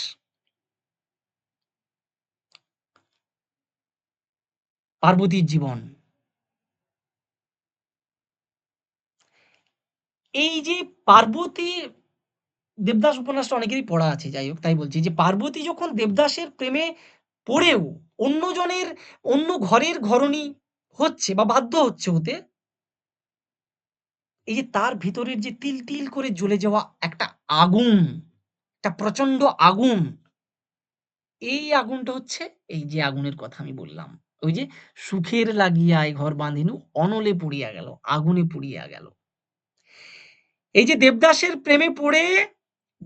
প্রেমে পড়েও পার্বতী যখন অন্য ঘরের বধূ, অন্য কারুর বধূ হতে বাধ্য হচ্ছে, তার ভেতরে যে তিল, তিল করে জ্বলছে যে আগুন, সেটাই কিন্তু চণ্ডীদাসের এই অনল আগুন। "সুখের লাগিয়া এ ঘর বাঁধিনু অনলে পুড়িয়া গেল।" আক্ষেপানুরাগ পর্যায়ের পদ যেটা। অর্থাৎ এইখানে আমরা দেখতে পাবো যে সমর্পণ, যেটা আমি বললাম যে শব্দটা, যে চণ্ডীদাসের রাধার প্রেমের শেষ কথাই হচ্ছে সমর্পণ। কৃষ্ণ তাকে অবহেলা করুক। কৃষ্ণ তাকে প্রচন্ড অবহেলা করুক। কৃষ্ণ মথুরায় গিয়ে অন্য কারু হয়ে যাক। অন্য কাউকে কৃষ্ণ ভালোবাসুক। তাতে রাধার বিন্দুমাত্র আপত্তি নেই। তাতে চণ্ডীদাসের রাধার বিন্দুমাত্র আপত্তি নেই। এই যে একটা পদ আছে চণ্ডীদাসের, যে "বধূ কি আর বলিব তোমারে, জনমে, জনমে প্রাণে পতি তুমি আ রাখিও চরণের তলে। জাতিকুলশীল সব তোমা দিয়া হইলাম তোমারই দাসী। তুমি সে তোমার গতির গতি, রে বধূয়া পরাণবাসী। বধূ কি আর বলিব তোমারে, জনমে, জনমে প্রাণে পতি তুমি রাখিও চরণের তলে। জাতিকুল সব তোমা দিয়া দিলাম।" অর্থাৎ এই তোমাকে নতুন করে আমার কি বলার আছে? কি বলবো আমি? জন্মে, জন্মে মানে প্রতি জন্মে, জন্মে তুমিই আমার স্বামী। তুমি আমাকে ভালোবাসলেও তুমি আমার স্বামী। তুমি আমাকে না ভালোবাসলেও তুমি আমার স্বামী। তুমি অন্য কাউকে ভালোবাসলেও তুমি আমার স্বামী। শুধু আমাকে তোমার চরণের তলে আশ্রয়টুকু দেও। শুধু আমাকে তোমার চরণের তলে একটু আশ্রয় দিও। এই কথা ২০২৬ সালে দাঁড়িয়ে কোন প্রেমিকা তার প্রেমিককে বলতে পারবে?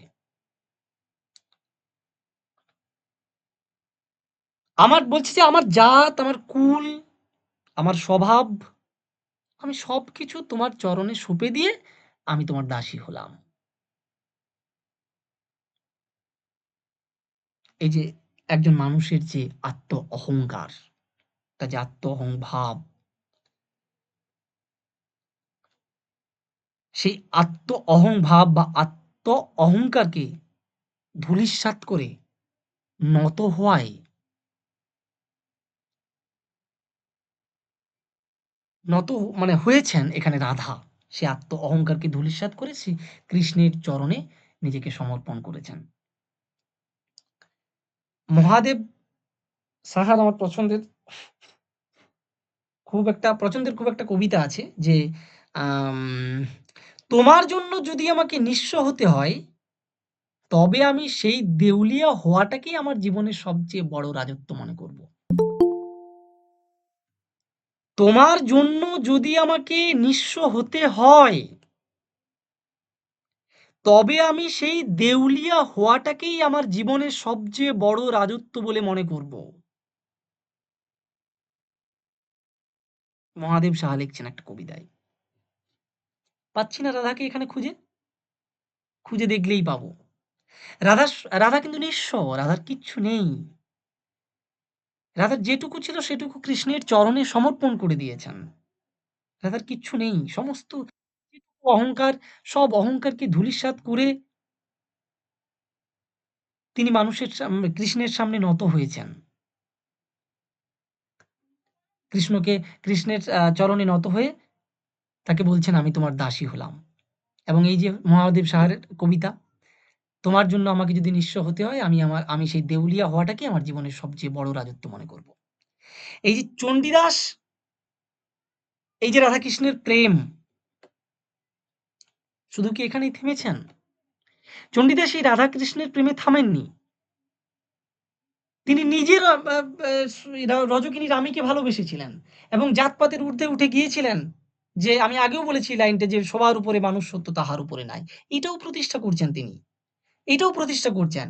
অর্থাৎ চণ্ডীদাসের রাধাকে আমরা এভাবেই পাচ্ছি যে সবকিছু আ উম যে যে সমাজকে চ্যালেঞ্জ করছে, যে রাধা সমাজকে ভয় পাচ্ছে না, যে রাধা অনলে পুড়ে তিল, তিল করে নিজেকে শেষ করে ফেলছে, যে রাধা নিজের অহংটাকে জলাঞ্জলি দিয়ে কৃষ্ণের চরণে নিজেকে সমর্পণ করছেন। যে সবটুকু জেনেও বিষ পান করছেন। যে সবটুকু জেনেও আগুনে ঝাঁপ দিচ্ছেন। এইভাবে চণ্ডীদাস রাধাকে সৃষ্টি করেছেন বৈষ্ণব পদাবলীর বহু পদে।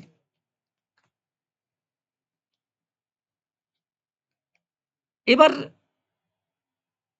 চৈতন্য মহাপ্রভুর পরবর্তী সময়টাতে আমি যেটা বললাম যে পূর্ববর্তী সময় এবং পরবর্তী সময়, আশা করি বুঝতে পারছো যে গোবিন্দ দাস এবং জ্ঞান দাসের কথা বলেছি যে একটা থ্রিলিং কবি শব্দ শোনা যায় না? থ্রিলিং, থ্রিলিং কবি একটা শব্দ হয় বলে দেখবে অনেকে, অনেক লেখা লেখে তো। তো গোবিন্দ দাসকে আমরা থ্রিলিং কবি বলতে পারি। কেন? এরপর ব্যাপারটা হচ্ছে যে তোমরা এখানে অনেকেই আছো যে অ্যাডভান অ্যাডভান মানে অ্যাডভেঞ্চার করতে ভালোবাসো আরকি। যে এদিকে সেদিকে যেতে আরকি। তো আ যারা ভালোবাসার মানুষের সাথে দেখা করার জন্য মাঝরাতে, মধ্যরাতে ধরো আ সমস্ত সিকিউরিটি ভেঙে, সমস্ত মা-বাবার মানে কথা বা ফাঁকি দিয়ে আ দেওয়াল টপকে যারা চলে যায়, যারা এই ঘটনাগুলো ঘটায়, আমি মনে করি গোবিন্দ দাস হচ্ছেন তাদের কবি। অর্থাৎ যারা একটু একটা প্রিয় মানুষের সাথে দেখা করার জন্য সমস্ত কিছু উপেক্ষা করে, সমস্ত কিছু ফাঁকি দিয়ে সে দেয়াল টপকে হোক ইত্যাদি, ইত্যাদি, ইত্যাদি কারণে হোক তারা কিন্তু পৌঁছে যায় বা পৌঁছানোর চেষ্টা করে। এইভাবে এই যে এই ঘটনা বা এই কাহিনীটা দেখা যাবে কার মধ্যে? রাধার মধ্যে, রাধা চরিত্রের মধ্যে। আজকের দিনে এই আ এই যে ঘটনা, এই যে হঠাৎ করে মাঝরাত্রিরে দেখা করা, এটাকে আ একটা শব্দ বলে, আমার ঠিক শব্দটা মনে নেই। এরকম হয়তো সে নাইট সিক্রেট মিট আপ বা এরকম কিছু একটা শব্দ বলে। Late night secret meet up বা এরকম কিছু একটা বলে আরকি। ঠিক আছে? এখন আরকি যারা করে ২০২৬ সালে দাঁড়িয়ে। তো উম ৫০০ বছর আগে বৈষ্ণব পদাবর্তারা এইটাকে কি বলতেন না? অভিসার বলতেন। এটাকে বলতেন অভিসার। আমরা চণ্ডীদাসের রাধাকে পেলাম। সবকিছু সঁপে দিয়েছেন। ঠিক আছে? আবার বিদ্যাপতি রাধাকেও পেয়েছি, বিলাসিনী রাধা। আবার গোবিন্দ দাসের রাধা একটা কি বলবো? অসম সাহসী, একটা আ বিদ্রোহী, বিদ্রোহী প্রেমিকা বলা চলে। যে, যে কিনা প্রেমের জন্য আম প্রকৃতির সমস্ত নিয়ম উলটপালট করে দিতে পারে। গোবিন্দ দাস যখন লিখছেন তিনি তো চৈতন্য পরবর্তী যুগের কবি। তিনি উম তার আগে বিদ্যাপতি, চণ্ডীদাস যেহেতু লিখেছেন তিনি তাদের পদ পড়েছিলেন এবং তাদের পদও আ মানে পদ পড়ে মুগ্ধও হয়েছিলেন আরকি এবং আ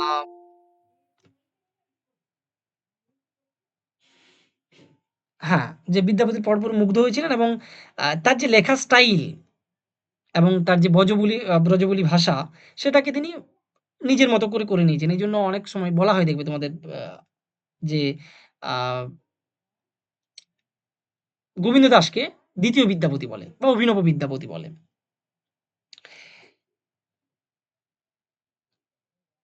গোবিন্দ দাসের একটা পদ আছে, পদটা দিয়ে আমি ব্যাখ্যাটা করি যে উম মন্দির বাহির কঠিন কপাট চলইতে শঙ্কিল পঙ্কিল বার তৈহতে দূরতর বাদর দোল বারিকি বার হই নির্নিচল। একটা পদ আছে। মন্দির বাহির কঠিন কপাট, মন্দির বাহির কঠিন কপাট চলাইতে শঙ্কিল পঙ্কিল বাট। যাই হোক আরকি। যে মন্দির বাহির কঠিন কপাট। দেখো আমি একটু বললাম, বিশ্লেষণ করার পর আরো বলছি যে একটা ঘর, সেই দরজায় একটা কঠিন দরজা লাগানো আছে। তালা লাগানো আছে। চারপাশ অন্ধকার, মাঝরাত্রি ধরো। এবং সেই সময়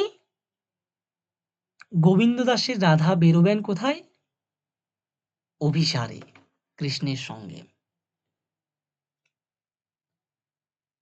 গোবিন্দ দাসের রাধা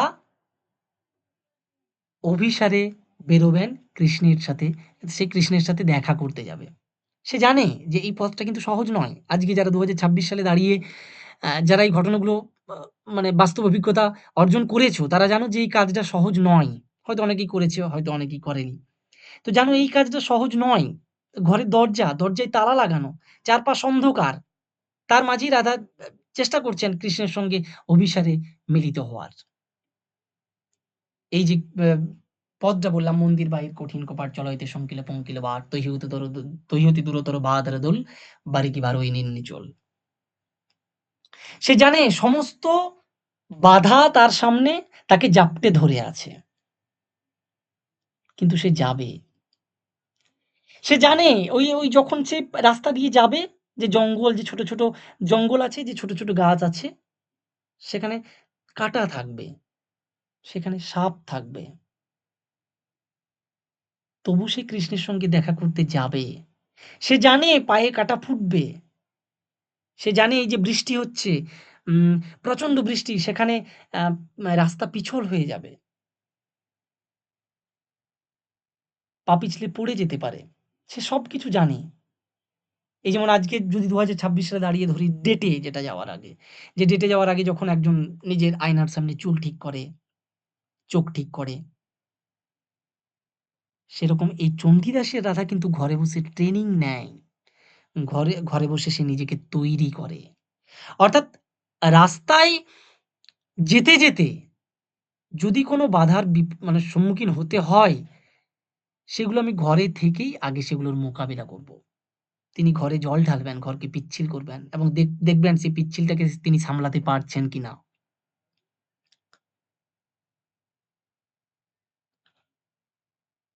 অর্থাৎ এই গোবিন্দ দাসের রাধা অভিসারে যাওয়ার আগে ঘরে বসে ট্রেনিং নেই। পদ্মের কথাই বলব যে, "কণ্টক গাড়ি কামল সম পদতল মঞ্জির চিরহি ঝাঁপি, গাগরি বাড়ি ঢারি করে পিছালো চলতো হি অঙ্গুলি চাপি।" অর্থাৎ রাধা ওই যে বললাম যেটা যে মেঝেতে কাঁটা পুঁতবে। অর্থাৎ ওই যে রাধা যখন মাঝরাত্রিরে বেরোবে তখন তো রাস্তায় কাঁটা থাকতে পারে। তাহলে সেই কাঁটাগুলো তিনি আগে থেকে মেঝেতে পুঁতে রাখবেন এবং সেগুলোই চুলে দেখবেন। প্র্যাকটিস করবেন, হাঁটা প্র্যাকটিস করবেন কারণ মাঝরাত্রিরে তাকে বেরোতে হবে এবং রাস্তাঘাটে কাঁটা থাকবে। রাস্তাঘাট পিচ্ছিল হয়ে যাবে, পড়ে যেতে পারে। এই যে প্র্যাকটিস, এটা দিনের বেলা ঘরের মেঝেতে কাঁটা পুঁতে তার উপর তার যে নরম পা, তার যে পদ্মের মতো নরম পা, সেই পা দুখানা ফেলে প্র্যাকটিস করছেন। কেন? যাতে ওই রাতে মধ্যরাতে যখন তিনি যাবেন, তখন তিনি যাতে কাঁটার আঘাতটা সহ্য করতে পারেন। পায়ের নুপুরের আওয়াজ যাতে কেউ শুনতে না পায়, সেটাকে তিনি কাপড় দিয়ে বেঁধেও রাখেন। আবার ওই যে মেঝেতে জল ঢেলে তিনি ওই জায়গাটাকে পিচ্ছিল করছেন। আঙুলে ভর দিয়ে হাঁটা শিখছেন। যাতে পিচ্ছিল জায়গায় সে পড়ে না যায়। অর্থাৎ কি? যে আ কৃষ্ণের সঙ্গে অভিসারের জন্য, একটি মাত্র অভিসারের জন্য, একবার মাত্র কৃষ্ণের সাথে অভিসারের জন্য গোবিন্দ দাস রাধা সমস্ত কঠিন পথকে হাসি মুখে নিয়ে বাড়ি ত্যাগ করছে। দেখো একটু আমাদের এই ২০২৬ সালে দাঁড়িয়ে একটু নিজেদের সাথে তুলনা করলে বোঝা যাবে যে আমরা ঠিক কতটা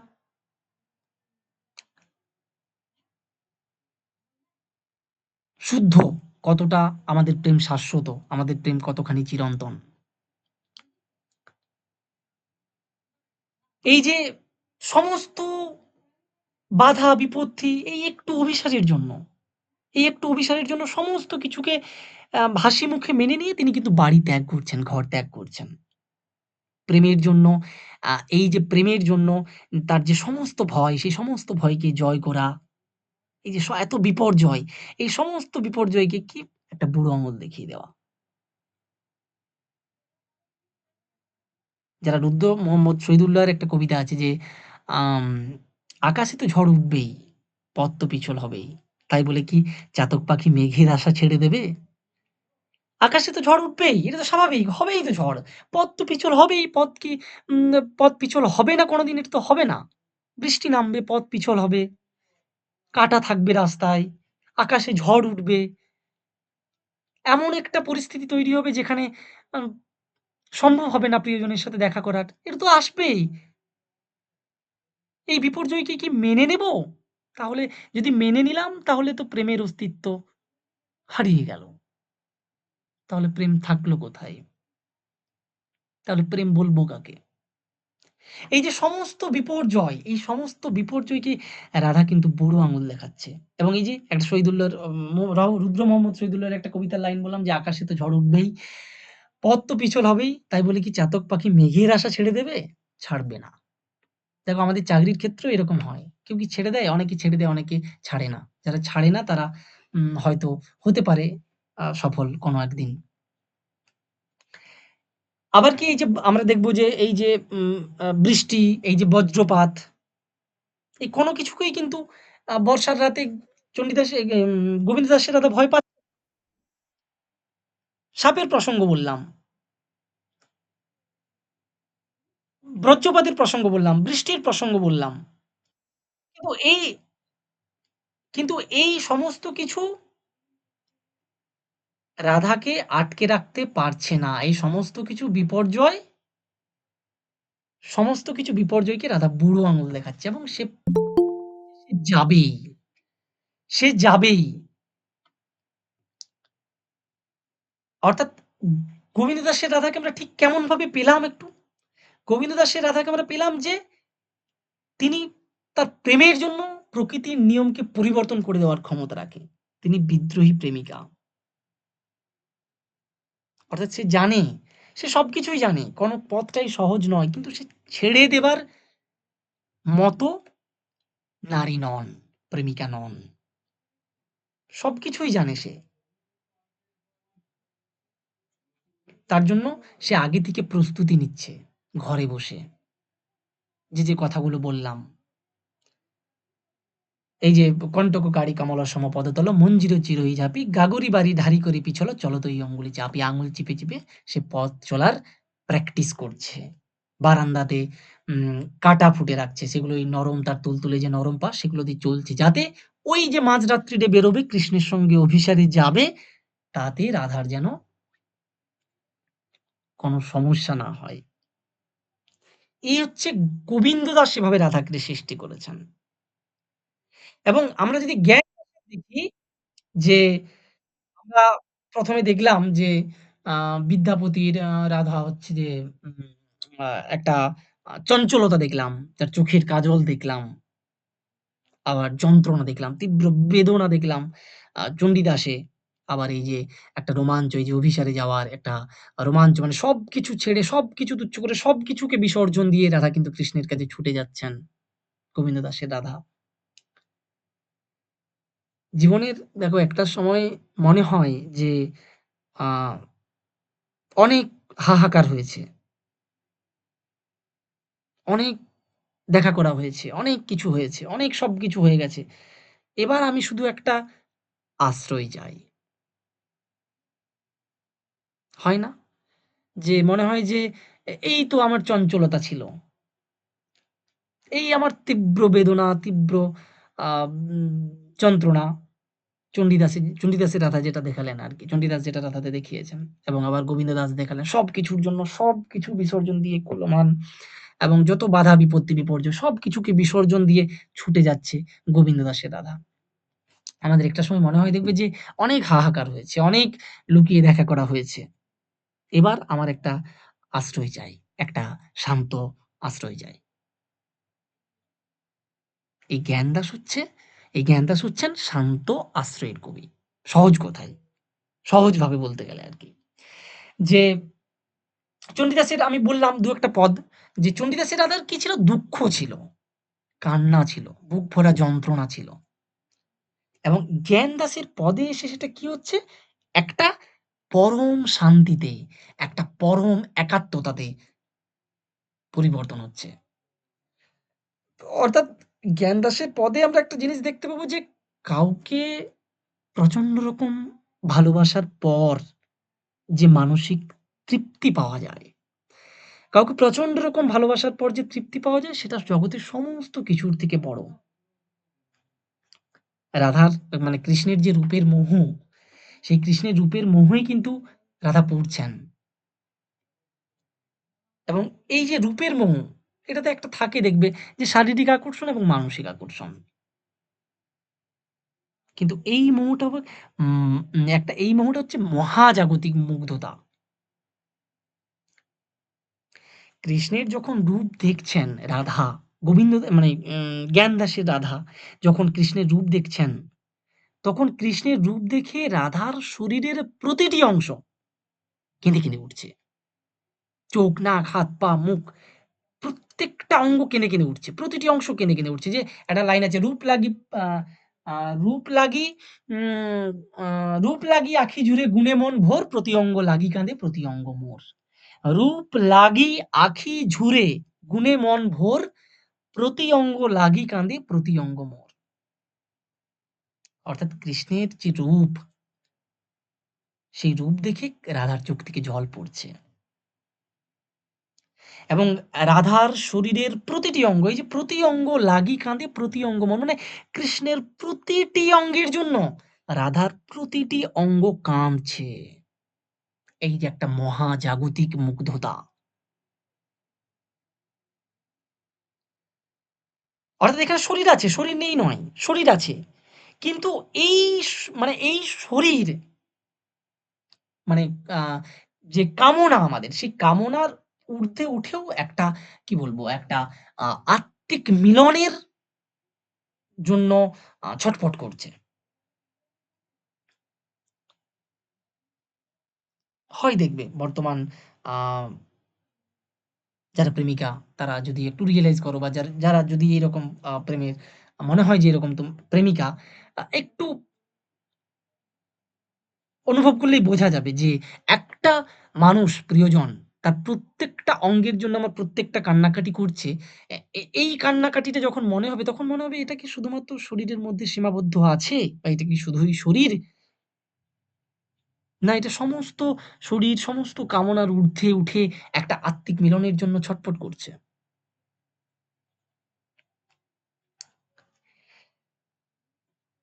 চণ্ডীদাসের রাধা প্রচন্ড দুঃখ পেয়েছে, প্রচন্ড যন্ত্রণা পেয়েছে। কিন্তু প্রচন্ড রকম যন্ত্রণা, প্রচন্ড রকম সুখ আন এই মানে প্রচন্ড রকম দুঃখ, প্রচন্ড রকম যন্ত্রণা পেয়ে তিনি কিন্তু হাসেননি। জ্ঞানদাসের রাধা কিন্তু এই প্রচন্ড রকম দুঃখ নিয়ে হাসছেন। প্রচন্ড রকম দুঃখ নিয়ে হাসছে।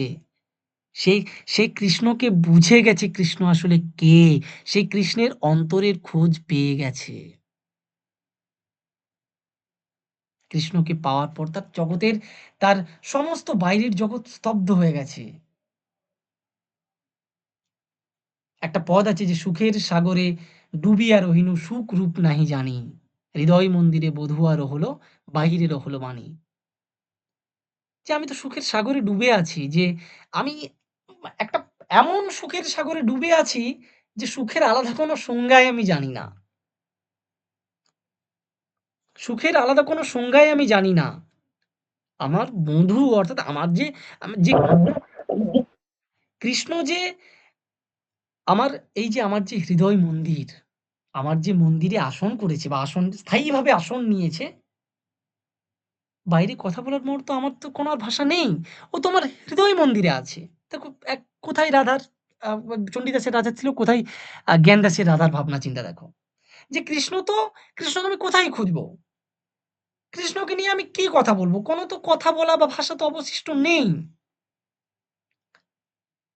কৃষ্ণ আমার যে হৃদয় মন্দির সেখানে কৃষ্ণ অবস্থান করছেন।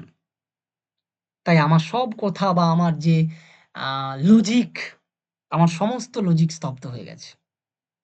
আমরা বনলতা সেনের আ বনলতা সেন কবিতাটা প্রত্যেকেই পড়েছি। যে সব পাখি ঘরে ফেরে, সব নদী ফুরোয় এ জীবনের সব লেনদেন, থাকে শুধু অন্ধকার মুখোমুখি বসিবার বনলতা সেন। সব পাখি ঘরে ফেরে, সব নদী ফুরোয় এ জীবনের সব লেনদেন, থাকে শুধু অন্ধকার মুখোমুখি বসিবার বনলতা সেন। এই যে মুখোমুখি বসে থাকার যে পরম শান্তি, যে পরম আনন্দ এই আনন্দ জ্ঞানদাসী রাধা উপভোগ করছেন। অর্থাৎ তিনি বুঝতে পেরেছেন যে রাধা আমার হৃদয় মন্দিরে আছেন। রাধা আমার এই রাধা কৃষ্ণ আমার হৃদয় মন্দিরে আছে। কৃষ্ণ আমার কাছেই আছে। কৃষ্ণকে বাইরে খোঁজার কোনো দরকার নেই।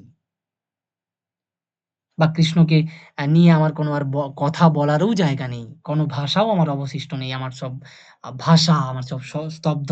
মানে আমার সব শব্দ, ভাষা সমস্ত কিছুই স্তব্ধ হয়ে গেছে।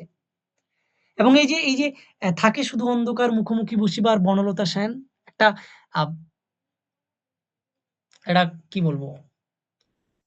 আ এর চেয়ে সুন্দর লাইন এই জ্ঞানদাসের এই পদটির সাথে আমি আনতে পারতাম না। আমার এবং মনে হয় না যে এর থেকে সুন্দর লাইন বাংলা কবিতার জগতে আছে বলে। থাকে শুধু অন্ধকার ফুরোয় এ জীবনের সব লেনদেন, থাকে শুধু অন্ধকার মুখোমুখি বসিবার বনলতা সেন। এই যে মুখোমুখি বসে থাকার যে একটা পরম আনন্দ, একটা পরম শান্তি, এটা কিন্তু জ্ঞানদাস তার পদে দেখাচ্ছেন। অর্থাৎ জ্ঞানদাসের রাধা তার হৃদয় মন্দিরে কৃষ্ণকে স্থাপন করছেন। তাহলে আমরা বিদ্যাপতিকে পেলাম, জ্ঞানদাসকে পেলাম। আরো, আরো জ্ঞানদাসের একটু বিশ্লেষণ করা যেতে পারে যে আরো কয়েকটা পদ আছে। আ উম তুমিই আমার জীবন, তুমিই আমার যৌবন। আ এ এরকম বহু জায়গায় জ্ঞানদাসের রাধা বলছে যে, "তুমি আমার গলার অহংকার বা হার।" এই যে আত্মবিলোপ, এর চেয়ে কি মানে প্রেমের সর্বশেষ স্তর যদি আমরা বলতে যাই যে প্রেমের সর্বশেষ স্তর কি? তো এই আত্মবিলোপই আমার ব্যক্তিগতভাবে মনে হয় যে প্রেমের শেষ স্তর। যেখানে সবকিছুর মধ্যে আমি কৃষ্ণকে পাচ্ছি। আমার হৃদয় মন্দিরে সে অবস্থান করছে। আমার আর কোথাও যাওয়ার দরকার নেই। কৃষ্ণ আমার কাছে এলো বা না এলো আমার কিচ্ছু এসে যায় না। কৃষ্ণকে আমি বাহ্যিকভাবে পেলাম বা পেলাম না আমার কিচ্ছু এসে যায় না। কৃষ্ণ আমার কাছে আছেন। আমি পরম শান্তি অনুভব করছি। কৃষ্ণ আমার হৃদয় মন্দিরে অবস্থান করেছেন বলে।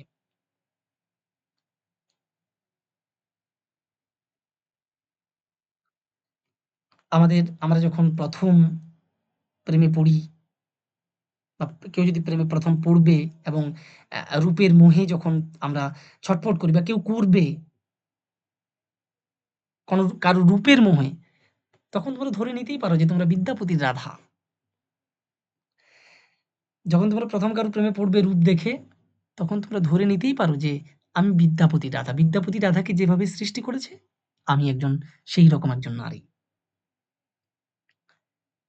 আবার যখন প্রেমে অবহেলা পাবে, সমাজ থেকে আঘাত পাবে, যন্ত্রণা পাবে, তখন তোমাদের কে সান্ত্বনা দেবে বলো তো? তখন তোমাদের সান্ত্বনা দেবে এই চণ্ডীদাসের যে আমি তুষের অনলের কথা বললাম না? যে অনলটা বুকে পুষে রেখেছিল কে বলো তো? আমি একটা উদাহরণ দিয়েছিলাম ওই দেবদাস উপন্যাসের পার্বতী। তখন আমাদের সান্ত্বনা দেবে এই চণ্ডীদাসের তুষের অনল। আবার যখন আমাদের সব বাধা, সব নিয়ম-কানুন, সব বাধা বিপত্তি, সব বিপর্যয় ছেড়ে সব বিপর্যয় ভেঙে প্রিয় মানুষের কাছে ছুটে যেতে ইচ্ছে করবে, তখন কে সাহস যোগাবে বলো তো? তখন সাহস জাগাবে এই গোবিন্দ দাসের এই পদগুলো। গোবিন্দ দাসের এই অভিসার পর্যায়ের পদগুলো। এগুলো পড়লে তখন মনে সাহস জমবে, সাহস যোগাবে। আর যখন তুমি বা যখন আমরা জীবনের সমস্ত ঝড় যে ঝাপটা, সমস্ত কিছুর শেষে, সমস্ত ঝড় শেষে, সমস্ত উম বাধা, বিপত্তি, বিপর্যয় শেষে যখন প্রিয় মানুষের বুকে মাথা রেখে শান্ত হবে বা মনে করবে যে প্রিয় মানুষ তোমার কাছেই বা আমাদের কাছেই সবসময় আছে, তখন আমরা মনে, মনে আওড়াবো এই জ্ঞান দাসের পদ। হৃদয় মন্দিরে বধূয়া রহিল। আমার যে হৃদয় মন্দির এইখানেই আমার সেই আ আম চিরন্তন সত্যটি, আমার সেই মানুষটি, আমার সেই ঈশ্বরটি অবস্থান করছেন। ধরো আমরা দেবী দুর্গাকে ভালোবাসি, শিবকে ভালোবাসি, পার্বতীকে ভালোবাসি, বাসি তো কৃষ্ণকে ভালোবাসি। কিন্তু কারো সাথেই তো আমরা সাক্ষাৎ কথা বলিনি সামনে যেয়ে। কথা বলি? কথা বলি না। যে এ যে কৃষ্ণ ভগবান তুমি আমাকে এটা দাও বা তুমি এটা কেন করলে? এইরকম তো আমরা কথা বলতে পারি না। তার মানে কি কৃষ্ণ আমাদের এই হৃদয় মন্দিরে আছেন। আমরা চর্যাপদ পড়েছি টাল তো মোর ঘর নাহি পড়ো বেশি, হাঁড়ি তো ভাত নাই নিতিয়া বেশি। ওখানেও সেই একই প্রসঙ্গ আমাদের যে এই যে আমি দর্শন একটা প্রসঙ্গ এনেছিলাম আরকি। যাই হোক বাড়তি আলোচনায় আসছি না। যে আ যেটা বলতে গেলাম সেটা থেকেই সরে গেলাম। যে আ হ্যাঁ, এই যে শেষ সময়টুকু, এই যে প্রিয় মানুষের বুকে মাথা মাথা রেখে বা আমার যখন মনে হবে যে এই সমস্ত ঝড় বিপর্যয় সবকিছু শেষ হয়ে গেছে। এই সবকিছুর শেষে আমি বুঝে গেছি যে আ আ আসলে বিষয়টা কি? আসলে কৃষ্ণ কে? আসলে কৃষ্ণকে ওরকমভাবে পাওয়া যায় না। এটা রাধা বুঝতে পেরেছেন এবং তিনি বুঝতে পারছেন যে আমার কৃষ্ণ বা আমি যাকে চেয়েছি, আমি যাকে ভালোবাসছি বা আমি যার কাছে সমস্ত কিছু সমর্পণ করেছি, এই কৃষ্ণ হচ্ছেন আমার হৃদয় মন্দিরে বসবাস করছেন।